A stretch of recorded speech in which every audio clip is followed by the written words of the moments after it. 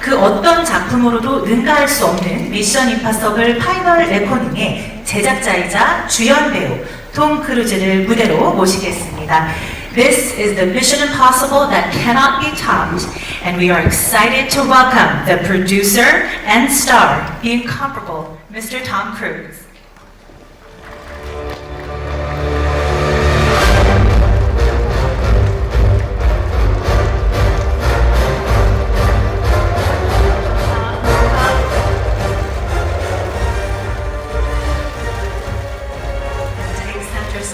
Short photo call. Let's begin with the cameras on your left side, please. Thank you. Now in the center, straight ahead center. Ready? Thank you. And to the right. Right side, please. Thank you. One last call for the center, please. Straight ahead. Thank you so much. We'll take just a moment to bring up some chairs to the stage so that we can begin the press conference right away. Thank you, Tom. Thank you for having me. Thank you all for being here. Thank you so much. Please go ahead and take your seat. Thank you very much. So Tom, we were here actually 2 years ago. You said you'd be back. You kept your word, as always.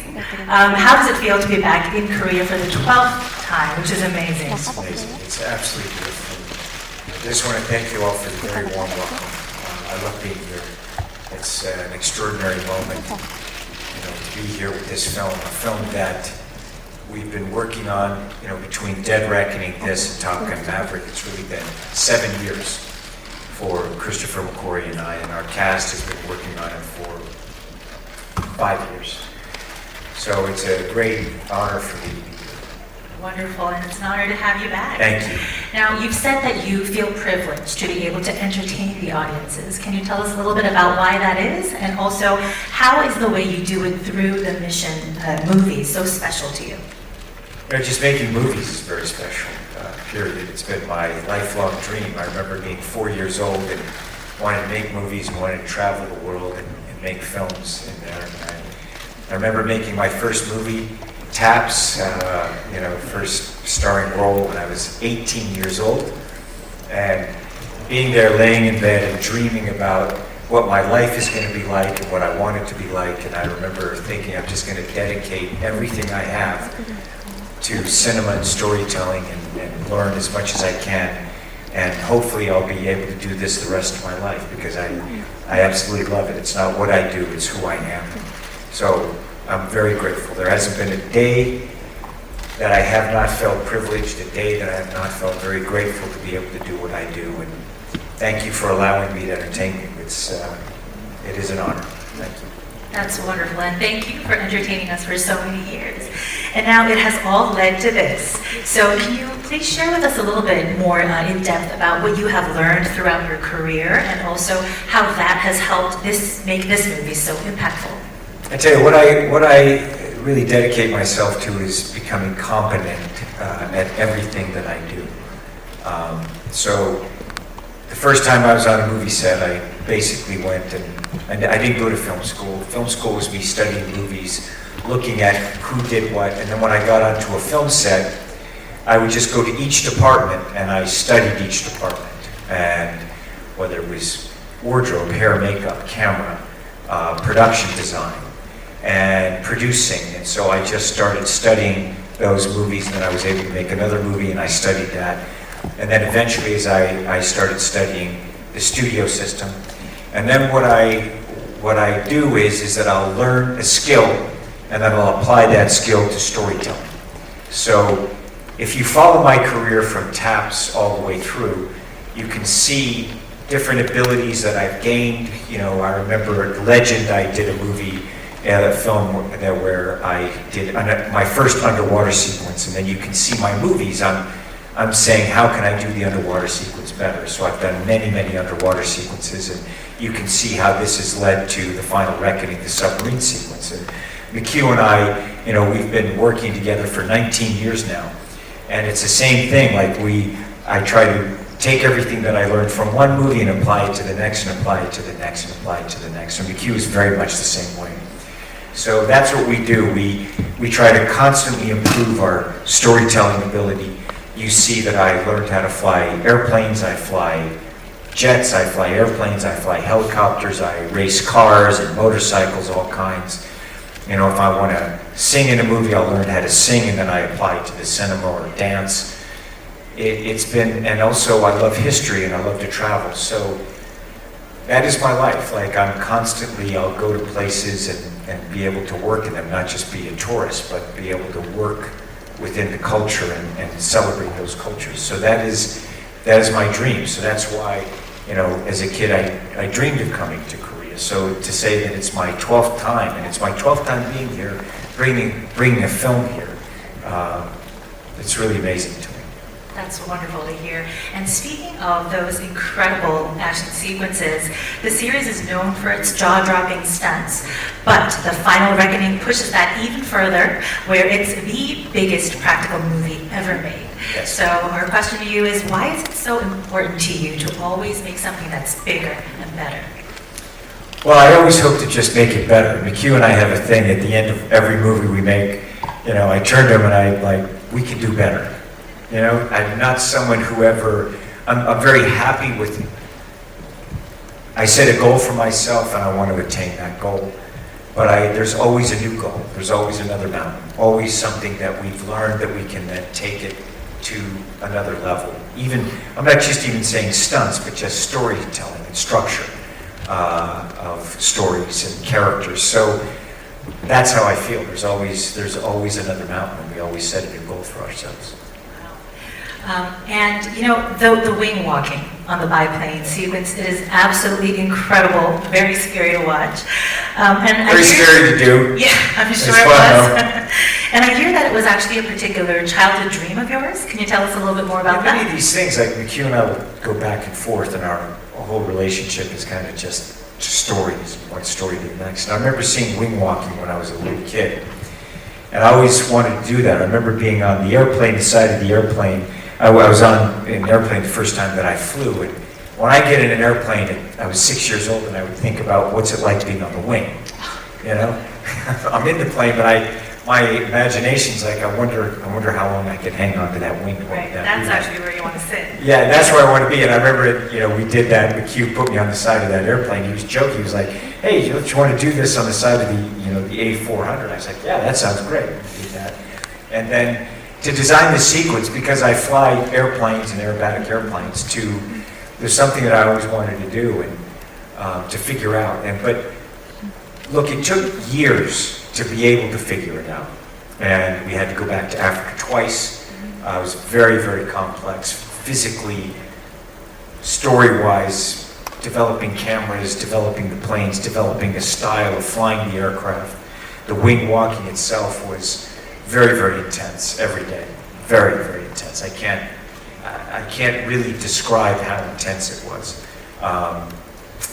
So that just takes time, and you have to, strive for it. The things that I'll do is I'll set a goal for myself, a task or an ability or an overall goal. So you write the goal down, and then what you do is I write a list of all the things, the steps that I need to take to be able to attain that goal.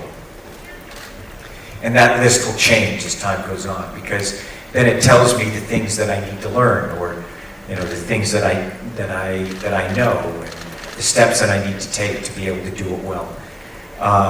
And that's what it was like with this wing walk. He was very, we had to pick the airplanes, and then it's not only just what airplane's going to look good. In this airplane, the Stearman is an 80-year-old airplane. I'd flown it before. And then we had to evaluate what is the aircraft capable of doing, and then how can I physically move along this aircraft. The wind coming over the airplane, we're traveling at over 100 miles an hour, 140 miles an hour, and I don't know if you've ever driven a car, but just stick your face out of the window at 140 miles an hour. And now picture an entire body and me moving throughout and around that aircraft at those speeds. It was quite intense. That's absolutely amazing. Yeah, it was wild. And to go a little bit deeper into that, when we look at the IMF team, right? They're like a family. And you've been known to describe Christopher McQuarrie as your creative brother for years.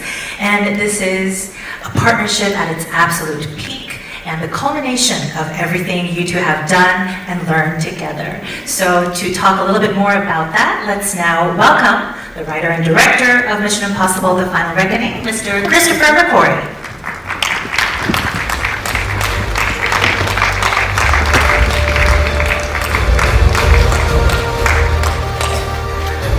Welcome to the stage and welcome to Korea.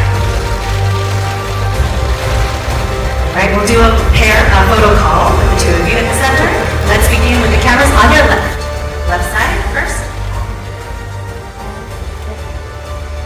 Thank you. Now the cameras in the center, straight ahead. Cameras in the center. Straight ahead. Make sure to get the ones in the front row as well as the back. Thank you. The back. Great. Let's pan to the cameras on your right side now. The right side. Get more cameras. Thank you. One last pose for the center, maybe. Straight ahead, way back. Yes, we're waving. There in the back. Great. All right. Thank you. That'll be it for the photo call, and we'll bring up the chair for the director. Yes, thank you so much. Let us take our seats, talk a little bit more about that amazing partnership as creative brothers. Welcome, Chris. Welcome to Korea and up to the stage. Thank you. It's been my privilege to be able to know this man for 19 years. He is, an exceptional, very unique and exceptional storyteller. Not only, his ability to just really, truly write for actors. The way that we work, we don't write a script and then try to cast the actors for that role. You find the actors and you write for them. And never have I worked with anyone that has a greater ability than Christopher McQuarrie to be able to come on and understand the artist and write for them. The detail of these movies, the precision to be able to tell a story like this, the discipline, the amount of coverage you need to be able to tell a story is, you just can't imagine the amount of dedication and understanding of the overall process of storytelling and cinematic storytelling. So it has been my great privilege to be able to work with him and to be here. This is how many times we've been here together now? Like 5, 6 times? I've lost count. I know, it's just amazing. So thank you. I just wanted you all to know that about him. Of course, and thank you so much. It's very kind of you. And you started off also well, because the first question I actually had for you was that you two quite literally had to face all the elements in the sky, underwater, and alongside Tom. We would really love to hear more about this. But he would be he got in the water with me. Right. And direct me in the water. And he also, when we were working on the sequence, the aerial sequence, he's like, look, I need you to go from the wheel up to the wing and just move across there. And I was like, I can't quickly do that. He's like, what are you talking about? Okay, well, just do what you can. I was like, I want you to do this thing. I was like, McHugh, I can't move like that. What can you do? Because we were figuring it out as we were going along. And I said, listen, I said, I can't even breathe. Like when you get out, the wind hits you so hard, you stop breathing. I had to train myself to figure out how do I breathe, because also it's incredibly demanding. It's the hardest weight workout you've ever had. And so I finally said, I don't know how to explain it to you. You just have to get on the wing and try it yourself. So I coached him. Yeah, of course I did. I did. I coached for 20 minutes. Yeah, I had a nice 20-minute tutorial of how to walk on the wing of a plane. How to not dive. How to not dive. And I was like, whatever you do, don't do this. Don't do this. Yes. And the most important part was when you're stepping out of the cockpit. You have to remember that you think you're putting your foot there, but when the wind hits your foot, you're actually putting it back there. So you have to do everything predicting where the wind is going to. The force of it to move your foot. Yeah, it's literally like stepping out into another world from when you leave the cockpit. So he gets into a jet for Top Gun Maverick. He wrote it, produced it with me, Jerry Bruckheimer, and so he he got into a jet. He's flown with me, and I'm his helicopter pilot. I fly him to and from set. My heli Uber. My heli Uber to work because we're shooting out in these locations they're just in the middle of nowhere. So I had my helicopter there, and I'm his driver. Wow. Now, after you got on the biplane yourself, did the direction or the sequence change at all after you experienced it? Oh, immediately. It changed everything. And that's what's so challenging about it. The aerial sequence, the submarine, even the sequences in the Arctic, that until you go there, you can't know. And you learn very quickly not to try to outguess it. You just have to be willing to pivot, and you have to be willing to change the plan as soon as you get there. And so it took us 2.5 years to build the submarine. It took 2 years, more than 2 years of planning to shoot the aerial.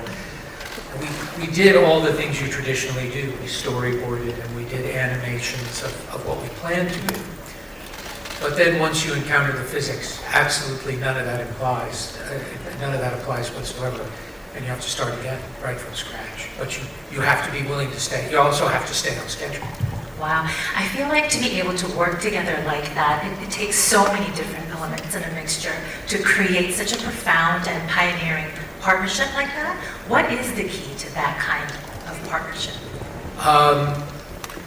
No ego whatsoever. There's no pride of authorship. What's so great is that every day we go to work with a plan, but we don't get fixated or obsessed on that plan. It doesn't matter how much work you put into an idea. If the idea is not working, drop it, move on to the other thing. I'm just interested. Look, he's an extraordinary storyteller. And from the moment I met him, I'm just interested in what he has to say. And I have tremendous respect for him.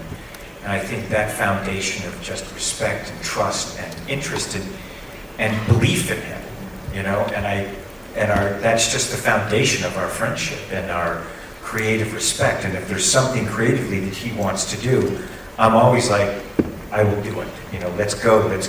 That is the agreement. If somebody has an idea, whether you get it or not, just do it. And one of two things will happen. You'll discover something about yourself as a filmmaker, or the person whose idea it was will say, this was a terrible idea. Thank you for trying that. That's what I like. So there's times where I'm going, I really want to try this. He's like, okay, and I try it, and I'm like, sometimes it works, and he'll take it, he'll understand what it is, and then he'll just take it to the next level. And then there's times where I'm like, thank you very much. I appreciate your patience. You're a very patient man. That is 8th Street. There are many ideas I've had where also I was like, that didn't work. I appreciate your support. Sorry about that. We won't do that again. Yeah. But that's the fun of it. It's the joy of creating. It is the joy of entertaining an audience, and the joy of hanging out and being with them and creating together. It's like nothing's better. I love it. It's just so much fun. I think I speak for everyone around the world when I say we're so grateful for that friendship because we are truly entertained as audiences. And I want to ask you about the spectacular, to say the least, underwater sequence. You, as Tom mentioned, had to be in there in the tank and you had to communicate with sign language, as I know that you two came up together with yourself. My first question about that is, how scary was it? Terrifying. And I would say that the scariest part of it was the unknown, that we knew while we were planning it, that when we finally got there to shoot it, having learned from the aerial and from the Arctic and from other sequences, that we didn't know what we didn't know. And we were only going to find that out when we got there. That was very, very scary. And the other thing, and what's hard to express when you're watching it, is the mask that Tom is wearing is great for the camera. We can see his whole face, and you can see him from all directions, so it's very cinematic. It is not very efficient for breathing underwater. So Tom is breathing his own CO2, and he's becoming hypoxic as he's doing it. And that made this sequence very, very physically punishing for Tom. the weight of the suit, the wetness, like sometimes the suit weighed up to 125 pounds and I'm doing pull-ups and moving through it. So when he's climbing around in the set, not underwater, there's no buoyancy. It's like he's carrying weights on his back. It's extremely physically stressful. He's breathing his own CO2, and I'm trying to get the shots as quickly as I can. I'm breathing the oxygen in, and then my air gets trapped in that mask, and I'm constantly purging it. He's directing the sequence. And, I mean, setting the cameras inside that, it was trying to figure it was just like the equation, and I'm constantly trying to recover from the shots and be in a position where I could be there for him. And he's got to watch not only the shot, but he's got to watch me to make sure I'm safe. And then we have to set the camera in such a way that wherever we set the camera, the set is rotating 360 degrees. So wherever you think Tom's going to be, he's only going to be there for a few seconds. And so each camera position took an enormous amount of time. All of it involved risk. And when Tom puts the mask on, I have my first AD start a timer. And every 2 minutes, they're telling me 2 minutes in the mask, 4 minutes in the mask. All of that is adding up to the amount of CO2 that Tom is breathing and how we have to get him out of the mask as quickly as we can. Of course, I don't want to get out of the mask. I want to stay in there. So at a certain point, he's like, do I cut? Do I cut? You got to come out, Tom. Yeah, we're gonna go. I'm like, you know, but he's right. And also now you have different particles in the water, massive missiles and structure that's there. So as I'm going into it, I'm looking at the shot. He and I will go through the cameras together. We're walking through and saying, okay, I'm looking at sharp places where I can get punctured, you know. And the set had its own, it became its own ecosystem. Once it started to rotate, it began raining inside the set, which creates an enormous amount of noise so no one can hear on the inside or outside the set. And it's creating currents and riptides. So Tom wants to swim in a straight line, but the set is sucking him into the most dangerous parts of the set. There are huge shelves with metal hinges. It was very dangerous. You know, where I didn't want to get trapped in there. So as I'm acting, there's also, people say, how do you do these things? Like there's cameras around. I've been able to create a spatial awareness far exceeding, you know, my own body, so that you have to be able to perceive things in all directions. Objects coming at me, cameras, and also performing as we're doing. Really important to point out, which we always forget to point out, because Tom there's a light inside the helmet so that you can see his face. There's a reflection from his point of view. So Tom's blind. He can't actually see. We can see him, but he can't see out.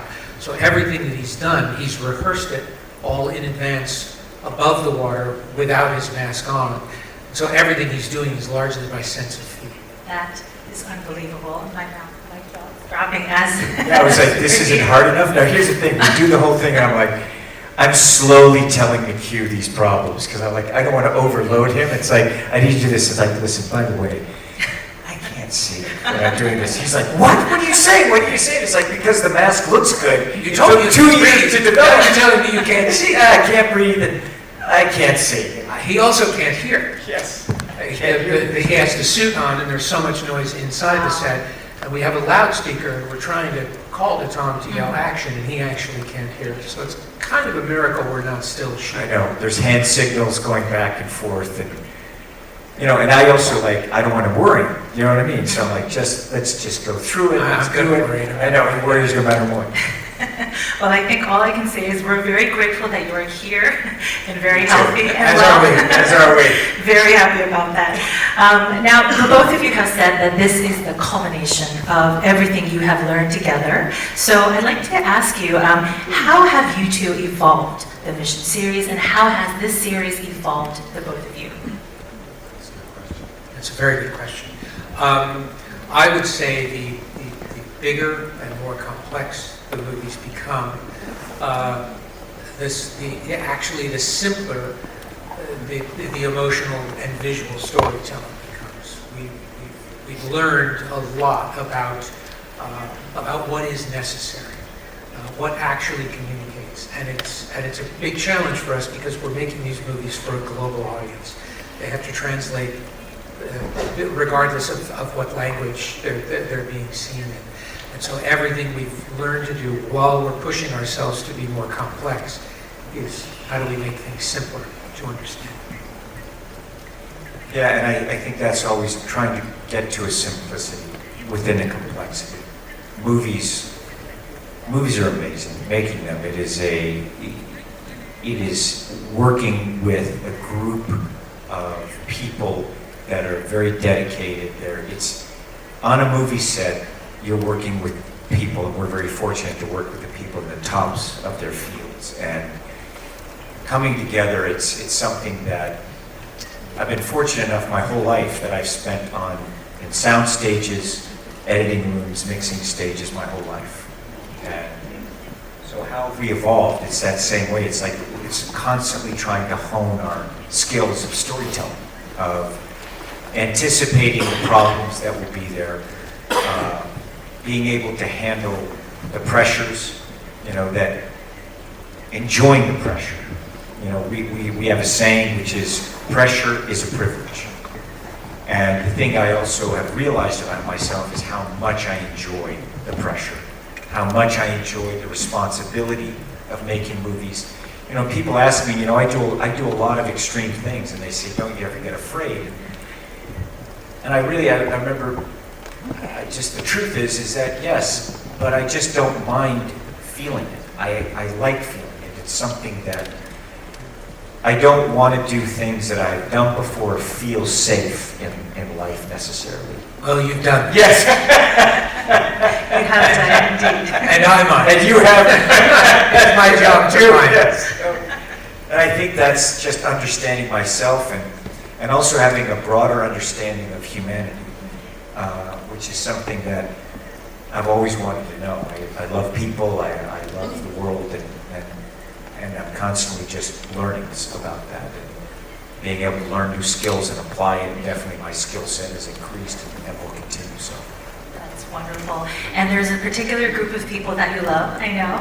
We do love them. Yes. Our amazing cast. The audiences love seeing the team come back together to tackle the impossible. And I just have to say, this team, these actors, the level of dedication, the level of help and care and friendship that they have given us is something that we are lifelong friends. And we work with the people that we respect, and you'll see them. I mean, you see them in the movie, just tremendous artists, each one of them.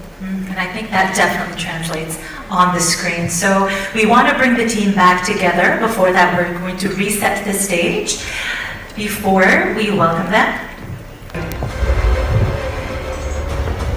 All right, now that the stage is set, let's reunite the team with their leader now. So please welcome to the stage Haley Atwell, Simon Pegg, Clementieff, and Greg Tarzan Davis.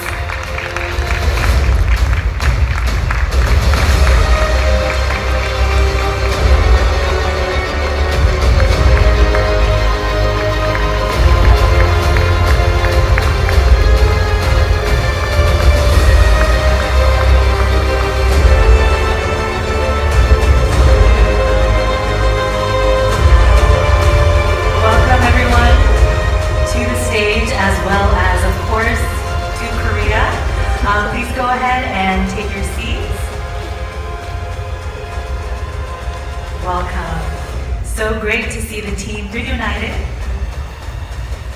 We're going to do photos. All right. Oh yes, photos will come later. All right. I always love seeing what they're going to wear. I'm always like, they have the greatest wardrobe, these guys. They do. Have such amazing style.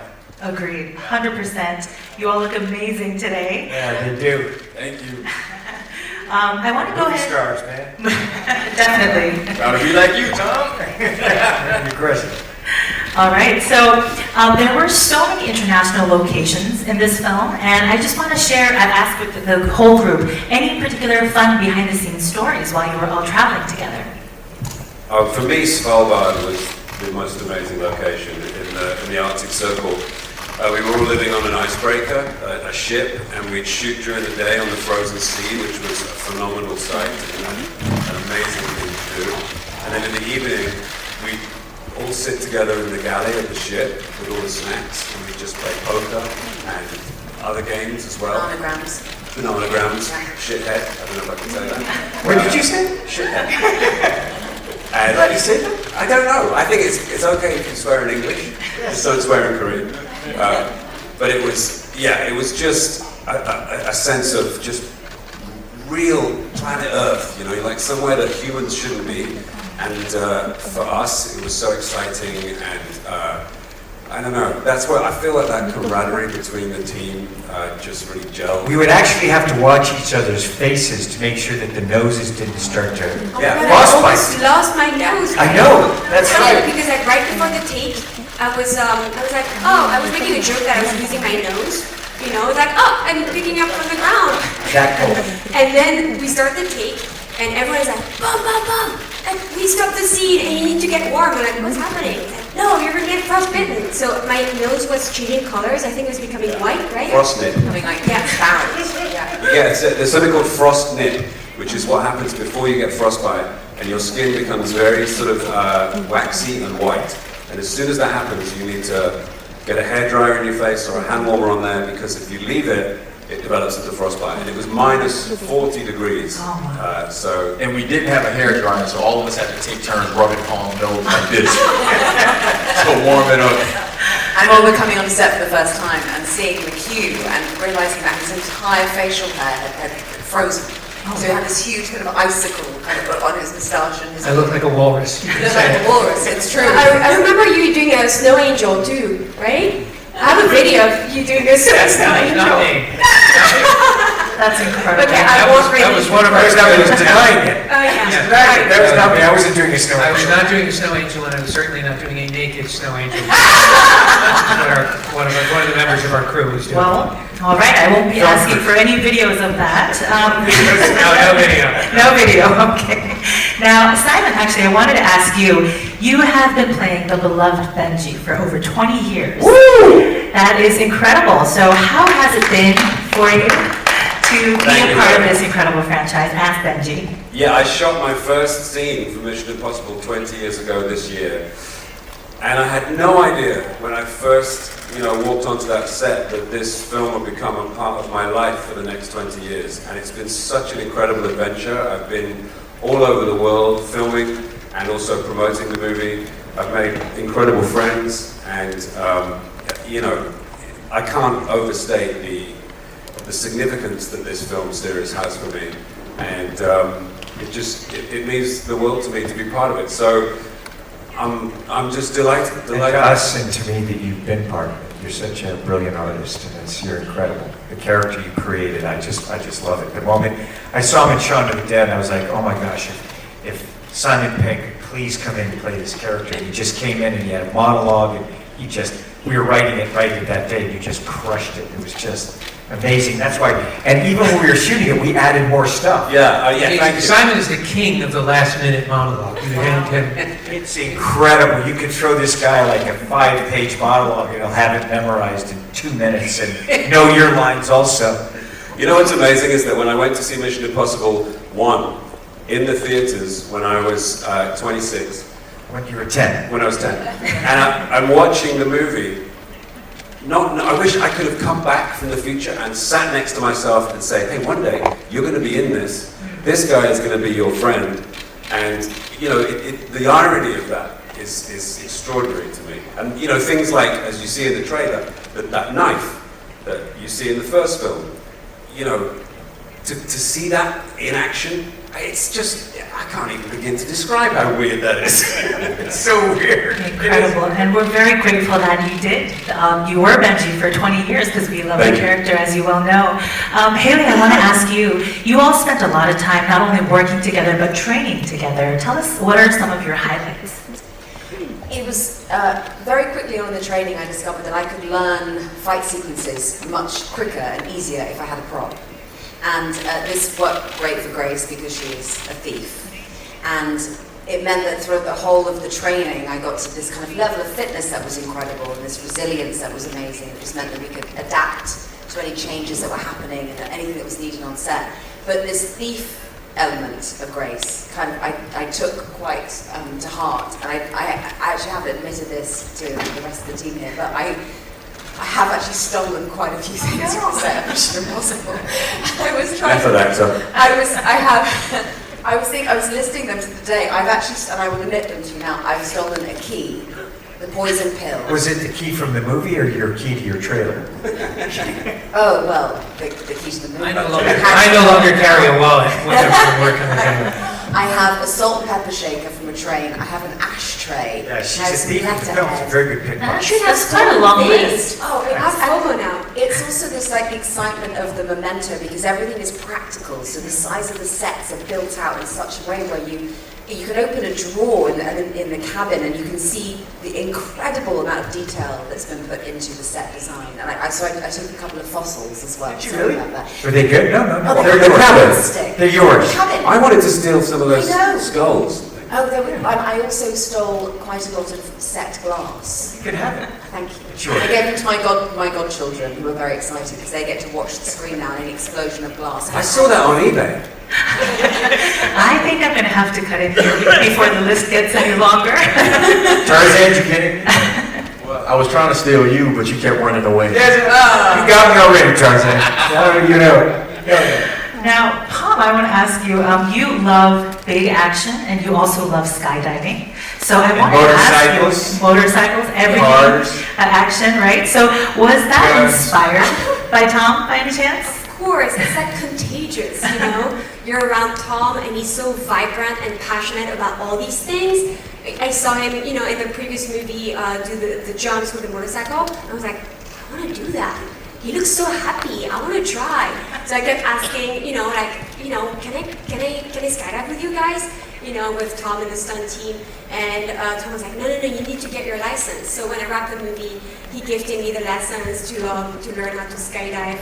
And yeah, and we even jumped I together. flew out with you the day that you got your license. Yes. How many So jumps have you fun. done? Get the A license, it's 25 jumps. And he came the last day, we did 9 jumps together, a high altitude jump, and it was amazing. And then you So flew fun. your own plane back home. You know, totally normal thing to do. Yeah, and then since then I've done 233 jumps as of today. Amazing. I mean, she's That is a amazing. brilliant skydiver, too. I mean, so elegant. And Just a also, natural. I have to add something. I love working on Mission Impossible because, you know, when I'm not working, you know, there's like breaks in between shooting. You know, I would like go back home, and then I would go skydive and would send videos to Tom, and he was like, "Yeah, that's amazing." And you know, usually you're not allowed to do that. You know, so. This happened with me. Please just as well. But you would always be Don't confident. post it, just be confident. You're definitely. No. Don't be careful. Be calm. We have a saying, don't be careful, be confident. You're not allowed to She do is very- things that you're not allowed to do whilst you're filming, obviously, because they're dangerous, and it includes all dangerous sports. Tom bought skydiving lessons. He bought me a snowboard when we were doing Ghost Protocol, because I was going snowboarding at the weekends. You're not allowed to do this, but he says it's okay, so it must be okay. We had a day off, so Tom took us shark diving. Like, oh, sure, okay, we'll do that. The day of South Africa. Oh, Yeah. yes. Horse riding in the sand dunes in Abu Dhabi. Somebody couldn't stay inside the Shark Tank. It's boring. Let's go play with the sharks. Wow. Tom, no, we're having fun together. Let's go Wait, ahead. weren't you seasick too? I remember you being a little seasick, right? I have videos too. That's right. Turning green, looking very It sad. was. I'm seasick too, so you know. And all of this on your day off, Yes. which Yes, is incredible. that's a day off. Horseback riding. That's just a regular day off. That's a day off on Mission Impossible. Oh wow, no wonder you're all such a great team. Tarzan, I want to ask you, so you've worked on 3 films with Tom now. Yes. How has that experience been, and any behind the scenes stories you'd like to share? Oh man, I would say it's been incredible working with Tom. It's been incredible working with you and the rest of the cast, and it's changed my life. Yeah, it's his third one with McHugh, too.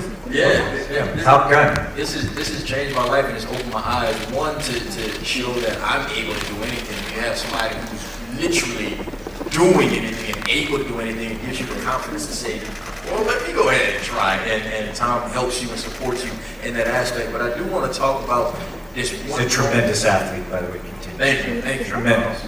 I do want to talk about this one moment we had in South Africa as we're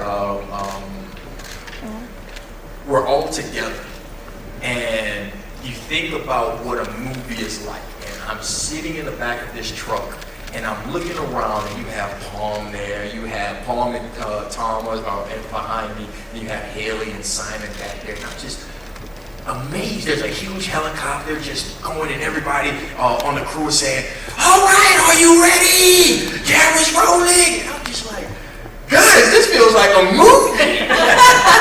and Haley and Simon turned to me, "Tarzan, you are in a movie." I was like, oh, when you... That was also the day we got intercepted by a giant tortoise Yeah. Yes. on the road, and that's what's so extraordinary about these. They're real locations. Good move. There was so of course we had to stop and Shut them let in, it yeah. pass, and it went on its merry way. It gave us a thumb. No, Martin the gaffer picked it up and he moved it to the side of the road. It was gigantic. Very gentle. My favorite Tarzan story was actually on that record when we were standing on the roof of a train in Norway. And you turned to me and you said, this is my first time on a train. And I said, yes, it's mine too. And you said, no, it's my first time in a train, let alone on a train. Yes. Tarzan had never ridden a train in his life. In his life, and now the first day he's on top of the train. And then about 2 minutes on inside, and the rest of the day. Keep in mind, this is my first day shooting on mission, and I'm on top of a train. What? Well, that's Mission We forgot to have the Impossible for you. conversation to go over with Tarzan. It's like, yeah, because you're such a great actor. We're like, oh yeah, we don't have to It'll brief be you. fine. When they called and said, "Hey, we want you to come join the franchise," they didn't mention, "Yeah, we're just gonna put you through the ringer," They just said, "Hey, it'll be fun." But as we all know, And you now did you know. pull it off. Yeah, it was amazing. We are now going to open up the floor for questions from the press. Thank you. 톰 크루즈 배우분께 질문 드리겠는데 Who's talking? I'm sorry, but I can't see. Right there on the right. Some people Oh, hello. How are you? 이번 시리즈가 이제 시리즈 마지막이라는 추측이 제기되면서 좀 아쉬워하는 팬들이 많은데 이번 시리즈가 정말 마지막인 건지 아니면 계속될 가능성이 있는 건지 궁금하고요. 그리고 8편에서 이제 그간의 좀 모든 시리즈가 하나로 모아져 정리되는 느낌이었는데 자신의 이제 영화 인생에서 미션 임파서블 시리즈는 좀 어떤 의미인지 듣고 싶습니다. Thank you for the opportunity. My question is for you, Tom. So there are rumors that this will be the very last installment of the Mission Impossible franchise. So is that true, or do we have a chance of seeing more of Ethan Hunt? And the second part is, when I was watching the film, it felt like everything was sort of coming together to closure for the film. What does this film mean to you personally? This film is basically, I want the audience to enjoy the film. So the audience has to go see that. It is a culmination of the last 30 years of the franchise. So that's what this is, and I don't want to give anything away for audiences. But I love making movies, and it's my great pleasure to be able to make them and to entertain an audience. That's what it means to me. I love it, absolutely. I love making movies. Thank you. We'll take the I next love question. making these films. It shows. It definitely shows. We'll take the Yes, next you do. question. 감독님께 질문드리겠습니다. 그 미션 임파서블 시리즈를 가장 많이 연출한 감독님이신데 다른 작품들과 본인의 다른 작품들과 비교했을 때 이제 어떤 차별점을 이번 작품에서 뒀는지 어떤 주안점을 뒀는지 궁금하고요. 다른 배우님들께 또 질문드리겠는데요. 톰 크루즈 외에 이번 작품이 좀 어떤 의미인지 본인에게 특히 사이먼 패드는 오랫동안 같이 한 걸로 알고 있는데 이번 작품 어떤 의미인지 말씀 부탁드립니다. My first question goes to the director, Chris. So you are the director that has directed the most number of Mission Impossible movies. What are some of the areas of focus that you wanted to bring to this particular film, and also what differentiates The Final Reckoning from the previous ones that you directed? Second part is to the rest of the cast. What does the Mission Impossible films mean to you? In particular, I'd love to hear from Simon because you've been with the franchise for such a long time. For me, it's always about character and emotion and story. Obviously, these are action films, and we're always pushing ourselves to bring bigger and more unique action. But none of that really matters if you don't care about the story and the characters. And I think what differentiates this from the last one, they're all different. the mission is a living, breathing thing. What I've always said is mission has a mind of its own, and I go to work every day wondering what mission has in store for us, not the other way around. And I'm endlessly surprised, and the more we give ourselves over to it, the more we create something unique. And I think this one, what I'm especially proud of in this one is the level of detail with each and every character in the story. Every character has their moment. Every character has an emotional arc, and that's really what we set out to do at the beginning of this whole journey. And I feel like we accomplished it. I think we all agree. Well, I'll start.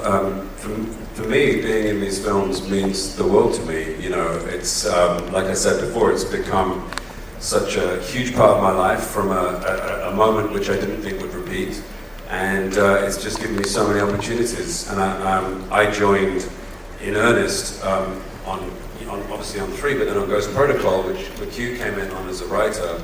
So we've been working together since then, and Tom and I since 3, and I love how from the very first day McHugh has grown Benji at a very, very intelligent and sort of measured rate, so that he never ever did anything that was out of character, and yet he changed dramatically as each film goes on. So he is not the person you met in Mission Impossible 3 now.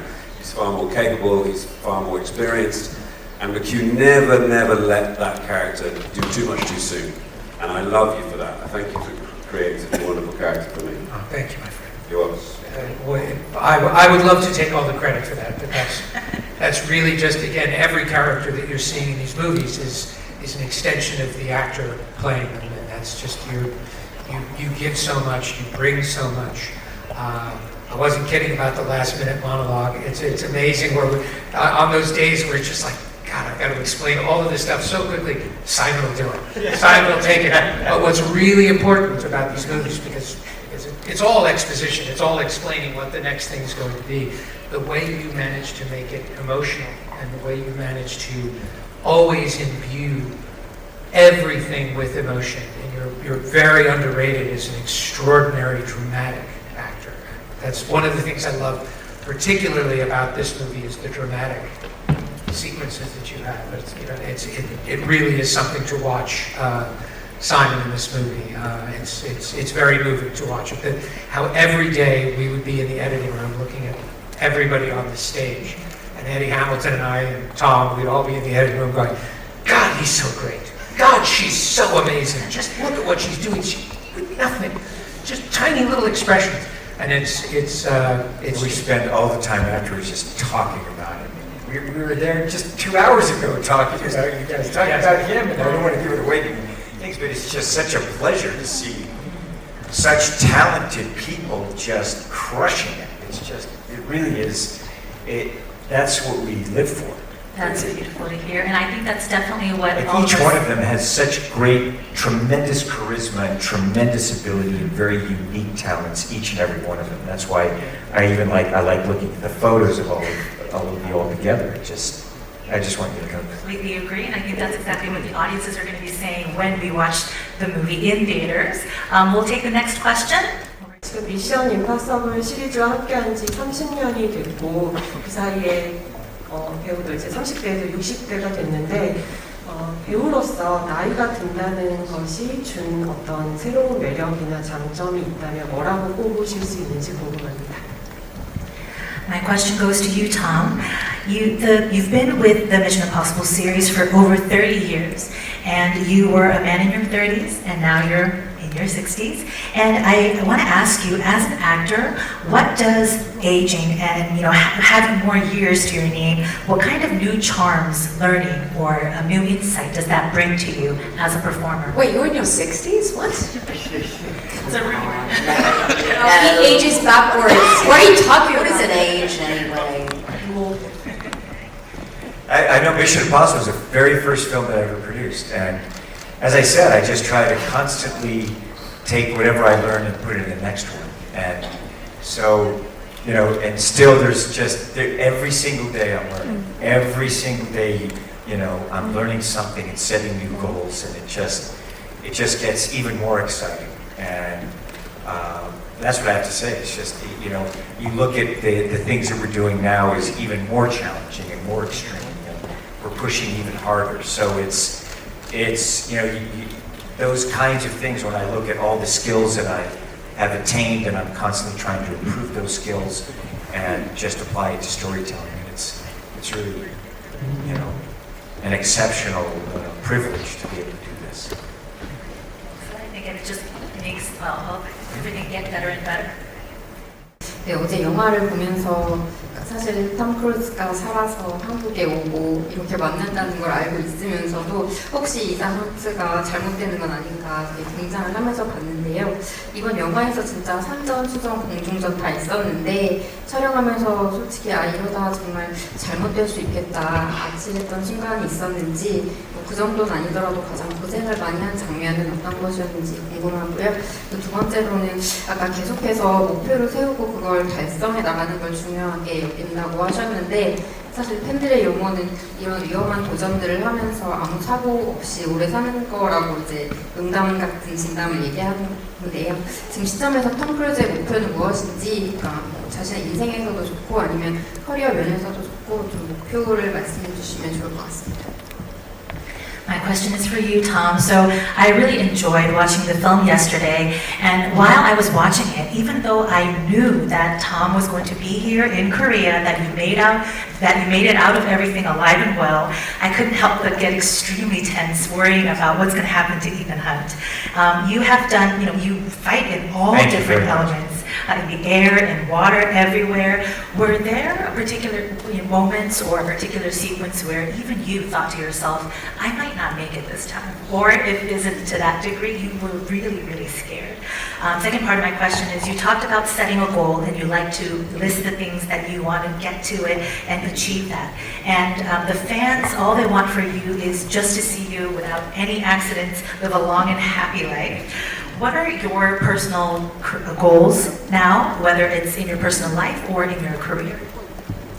First of all, I enjoy the challenges and the pressure of doing what I do. I do it in my personal life, and then I apply it also to storytelling. And listen, there are many times when we're trying to figure the story out. We're trying to figure the sequences out. It's not like it's on a paper and then we can go out and do it. It is exploring the unknown, and creating something is, you know, it is that, where are we going from here? Yeah. So those moments, I enjoy the pressures of that. I enjoy those moments of sometimes like, we don't have the answers. You wake up in the morning and I don't know what's going to happen that day. You know, when we get into the aerial sequence, every day in Africa we get up and it took a lot of ability to confront it. The sequence was more difficult than I thought it would be. Both of these sequences in the film, you know, I knew it was going to be a challenge. And so when you have these things, and the thing is that we're responsible for it. I am responsible for it. I wanted to do this. I also created it, and with him, he created it. So there are moments where it's like, we're here because we wanted to be here. And yes, there are moments that we knew we were doing very, very extreme things, and it was uncomfortable, and sometimes, you know, it was very uncomfortable. But it was always exhilarating, exciting, and I like that feeling. The other thing is I have many, many goals personally, many. There's always another thing to learn, a new mountain to climb, another skill to improve or achieve, another story to tell. There's always another story. And I remember when I was very young and I had tremendous success, and some person said to me, I remember, like, where do you go from here? You know, I did. Yeah, this was after Born on the 4th of July. Yeah, Born on the 4th of July, I done, like, you know, Born on the 4th of July guy, like, very, you know, guy who's very well known, head of some studio, and he was like, why don't you just retire now? What are you going to do? I was like, I'm just warming up, you know, and that's where I think what it is that that's how I feel. I'm just warming up. And that's how I feel about life, personally, professionally, that I'm just going to take everything I learned and put it in the next, and put it in the next, and put it in the next. And, So personally, I have so many goals. There's so much that I want to create, and we have so many movies in front of us. So it never ends. I basically work 7 days a week, and it's my dream. It's my passion. That's wonderful to hear. Coming, I think in the way back, do you see those arrows? The penguin. I remember you from the last press tour. Hey. 안녕하세요. Oh my god! Oh, hello, I'm long 제가 어제 영화를 봤는데요. 와, 정말 액션 종합 선물 세트처럼 느껴졌습니다. 이게 영화가 벌써 끝났지라고 느껴질 정도였으니까요. 특히 그 잠수함 씬이 정말 기억에 남는데요. 만약 제가 그곳에 있었더라면, 이 펭귄 요원으로서 도움을 드릴 수 있었을 텐데 하는 아쉬움이 있습니다. 처음 만날 때 톰 크루즈 선배님께서 그 북극을 생각이니? 라고 물어봐 주셨는데 그때 좀 멀더라도 갈까요 그랬어요. I watched the film yesterday. I loved it. It was like a full gift package. I was surprised that it had ended so quickly. I was watching the submarine sequence and I was thinking, because I'm a penguin, I would be a really helpful agent to Ethan Hunt if I were there. So I'm sad that I wasn't. I should have said yes to you, Tom, when last time you asked me if I was willing to come to the North Pole. I should have said yes. Yes, you should have. We missed you. 그럼 질문 계속 이어가도 될까요? May I ask you a question? 우선 한국주 선배님한테 좀 질문을 하고 싶습니다. 그 한국 오실 때 혹시 비행기 티켓을 좀 예약을 하셨나요? 영화 보니까 혹시 매달려서 오시지 않았을까 싶어가지고요. 그리고 그 한국에는 운칠기삼이라는 말이 있습니다. 운이 70% 그리고 노력이 30%라는 건데요. 그 에단헌트로서 이제 미션을 수행할 때 운과 노력이 어느 정도 작용했다고 생각하시는지 궁금합니다. My first quick question to you, Tom, is did you get a plane ticket on your way to Korea? Because I feel like you probably sat on the wing of the airplane, so that's why I'm asking you. And I want to ask, in Korea there's a saying that success is a mix of 70% luck and 30% effort or skill. So as Ethan Hunt, what does that mixture look like when you were on your mission? Yeah, I definitely flew on the wing. And I think that here's the thing, hard work and preparation creates luck. So you can't predict, and you have to be able to have skill. The derivation of art is skill. So the more skill you have, the greater ability you have to be able to face the confusions of life, the confusions of production, and to be able to really create through it. And that when things come that are unpredictable, unforecast, which happens in life and definitely in movies all the time, that we look at it not as a problem, and McHugh and I always go, this is an opportunity. So that's how we look at life. Can I just say, I think it's a good thing you didn't come to the North Pole because you would have been eaten by a polar bear. So glad you said it. So glad you said it. Well, thank you, Agent Penguin, and thank you, Haley, for that tip. Now, due to time constraints, we are going to have to wrap up here. But before we go, I'd love to hear each of your last comments to the Korean press, and unfortunately, we're going to have to ask you to keep it quite short. Start with you, Tom. Just thank you all very much for having me. It's been extraordinary, this conference and being here. We're all looking forward to the premiere this evening, and I can't wait. So thank you all so much. I look forward to seeing you all tonight. Thank you. Thank you, Chris.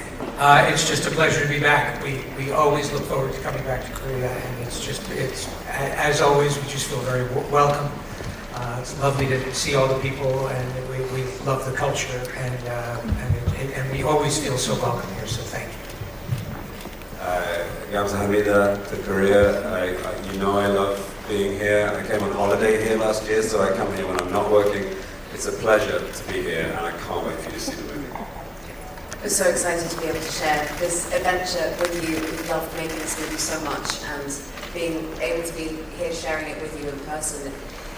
makes the whole experience that much more exciting for us. Thank you so much for your hospitality, your kindness, and your ongoing support for our movie. Thank you. I'm very happy to be back, and also my mother was Korean, so you know, it just makes it means a lot to me to be back here. And yeah, I can't wait for everyone to watch the movie, and the fans are wonderful, and the food is amazing too. I'm gonna stuff my face with amazing Korean food at lunch. This is my second time here, and the reception is the same. There's a lot of love, and we poured our heart into this film. We can't wait for y'all to see it and enjoy it just like we've enjoyed it. And I really want to hug that penguin, so I plan on doing that later. That's wonderful. Thank you all so Thank much. you. Thank you. We are going to wrap the Mission Impossible Final Reckoning press conference here and move on to the final photo call. Thank you all so much. We'll have you put the mics on your seat, and you can leave the stage as we reset it for the photo call. Thank you so much.